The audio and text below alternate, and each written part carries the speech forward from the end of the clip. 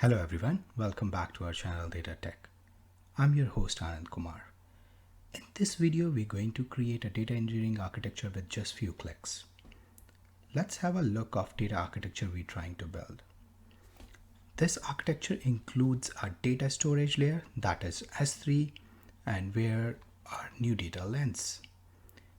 For data processing, we are using AWS Glue, and as we all know, AWS Glue have two components. One is the AWS Data Catalog, and the second one is AWS ETL via AWS Studio, where we can create our jobs, transform, and load the data into target data stores. Here we are also using a managed data warehouse, that is Amazon Redshift, and by default, Amazon Redshift cluster is provisioned within a virtual private cloud, that is VPC. So to access Amazon Redshift from our other services such as S3, Glue, and Glue ETLs, we need to set up another VPC with subnets and internet gateways, which allow Amazon Redshift to talk with other services. And here we are also using the AWS Glue Secret Manager to store and manage database credentials, such as the username and password of Amazon Redshift database. So until now, setting up these data engineering services required us to do manually through the AWS console, which can be time consuming and confusing, especially when we are working with the multiple services. But when we have a better way to do it using the infrastructure as a code. So it's like writing down the instructions for creating our infrastructure in a file. So AWS provides a service called Cloud Formation for this purpose. This makes it easier to handle all complex infrastructures, maintain consistency, repeat the same setup reliably. So if, for example, I made it and I share the template with you guys, you can do it you can repeat it and it's reliable. You don't have to be worried about doing all these things manually. So we define all the sources and their configuration in a single template, JSON or a YAML. So for example, when we are setting Redshift VPC manually via console, often, especially me, I often encountered I made mistakes or missed some configurations which are related to networking. As I'm not an expert of networking, so I'm not worried about it, but a lot of times when we are setting up Redshift specifically or wherever the VPC is involved, I made these kind of mistakes and which consume a lot of my time. So that's why I created a simplified template which make my life easy, and that template help us to set up this data architecture.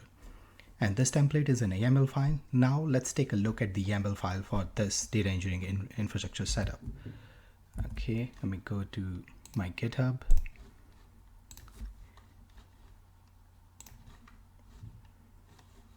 Okay, so this is the YAML file which help us to create the architecture which we discussed a couple of minutes ago. So here you will see it's a big YAML file is basically key value, and here you will see a lot of keys are there and their values, and it's a big file, pretty much close to 400 lines. So this YAML might seem intimidating at first, but there is no, you guys need not to worry about it. We're going to discuss the essential parts of it, and as I mentioned, I'm going to upload the link to this I'm going to add the GitHub link in our description so you can reuse it. And don't worry about, there are so many things in this template which as a data practitioner we not to worry, and they're mostly related to VPC configurations. And this template basically takes care of creating that VPC, internet gateway, VPC gateway attachments, various subnets, and even it set up the NAT gateway for public route tables, VPC endpoints for S3 and all. And after that, the important things is basically like important things from data engineering perspective, like it set up the S3 buckets, IAM role for Redshift cluster itself, additional thing, and on top of that, it create a glue connection to the Redshift as glue connection is also defined here. So you can see a lot of things are related to VPC, so we're not going to discuss them. As I mentioned, we are not the networking experts, and that is not expected from a data engineer to be aware about all these VPC things. So I'm going to share my screen. I'm going to show the snippets of codes which are important to us, and you will get a better idea, like if you are using this template, if you want to make any adjustment or you want to edit it, what are the things you need to touch, and what are the things you need to make changes. Okay, let me go back to my presentation. So as I said, these are snippets, and we will be talking only important things which are concerned for data engineers. The first thing is the cluster configuration. So here you will see these are pretty straightforward, where we are defining a Redshift clusters with what should be the username, database name, node type, cluster type, node count. Very straightforward, nothing confusing. And same thing for the buckets. And here we can see I have created two buckets. One is data bucket, the second one is source data bucket. These are the name of the buckets. And after that, just defining what type is this. Like this, basically this line defines these are the bucket. These are the buckets and these are the properties there. Pretty straightforward. If you want to rename your bucket, change this. And same thing if you want to rename your cluster database, rename this username. Here we saying Redshift master user, you can do admin, or if you want different types of nodes, you can add that. And same like a node counselor. And same goes here, like we can add more properties, but I feel like these are good enough for for the basic starts. The next thing I want to talk about is if you look at the code on the left side, it's basically a code that defines a role named Redshift IAM role. And it's here basically giving the permission to Redshift cluster. If you look at this Redshift cluster and the glue,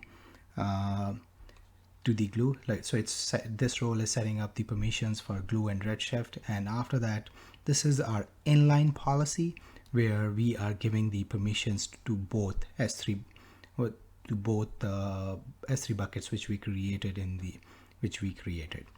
okay.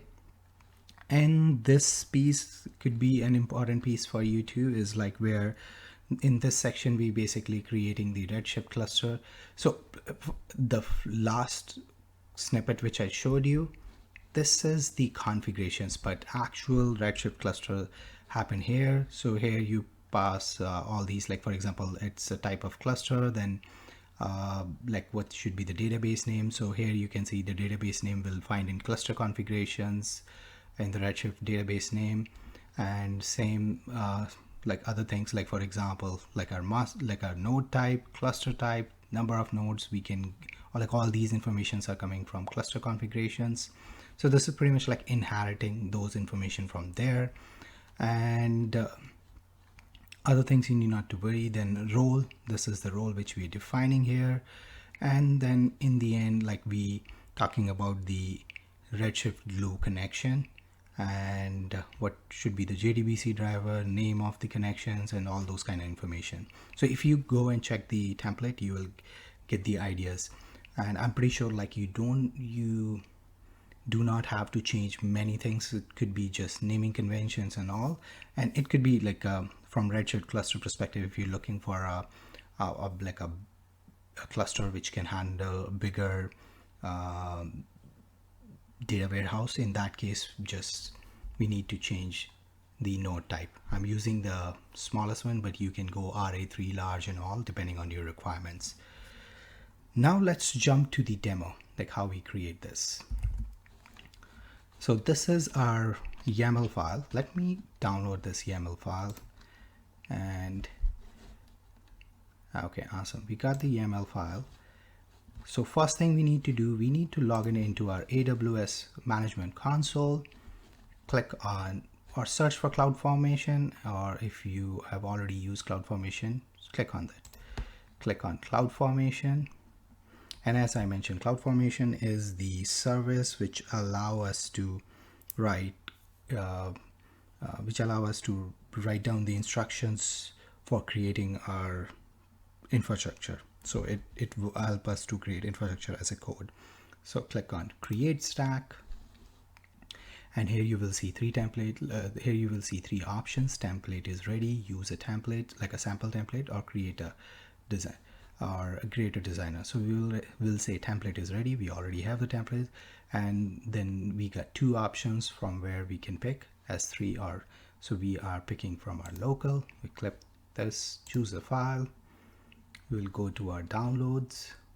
Yeah, this is our download. We select this, and the YAML file is there. Then click next, and we give the name give the name to this stack.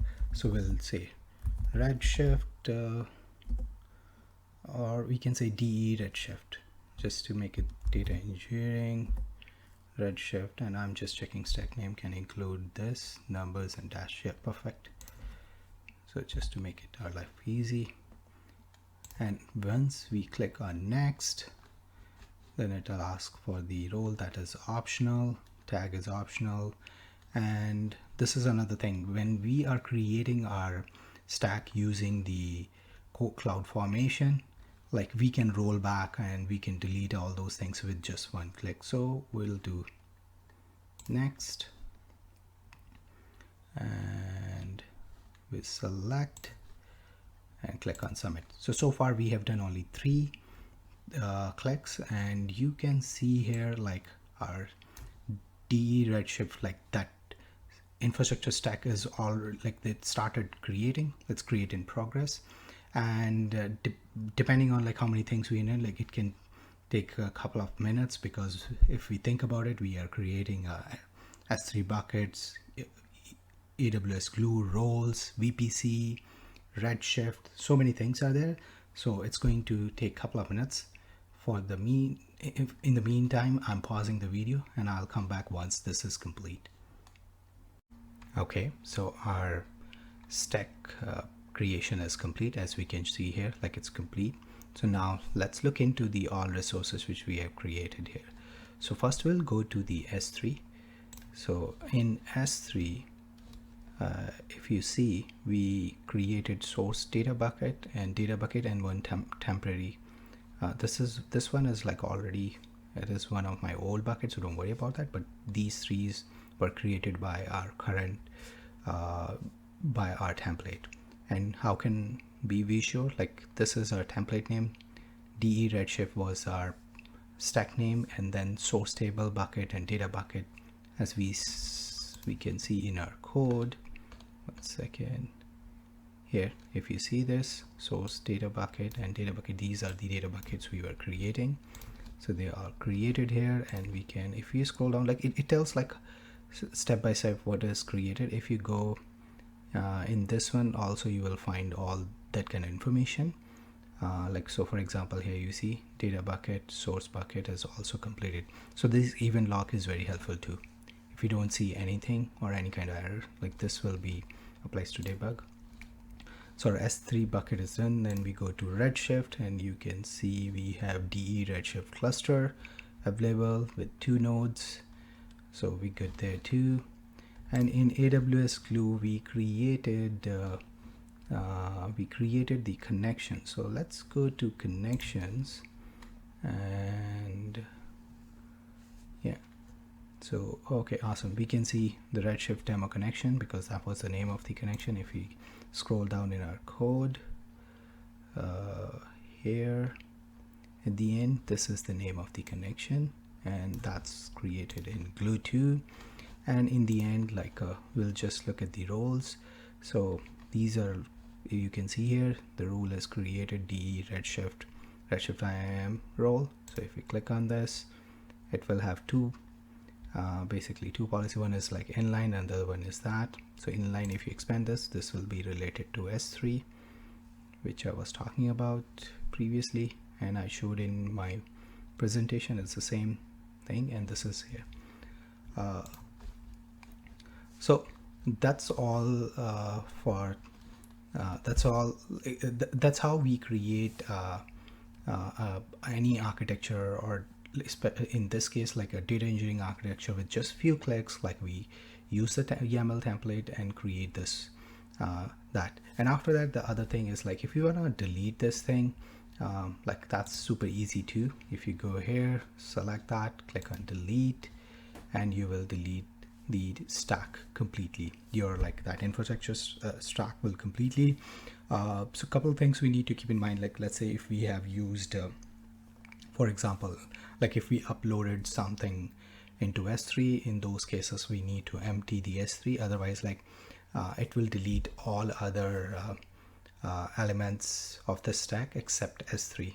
So that's those things we need to keep in mind. And this is like a good practice too. Like for example, if you doing this for practice or demo and those kind of purposes, you create it, use it, and then you just delete the stack. So I click on delete stack, it will start deleting it. Let me refresh that, and it will go in the same way as it created. Like if you see deletion in progress, if I go here and click on events and close this, it started in the same way, and few things like they get deleted right away. So that's all for this video. Thank you. Happy learning.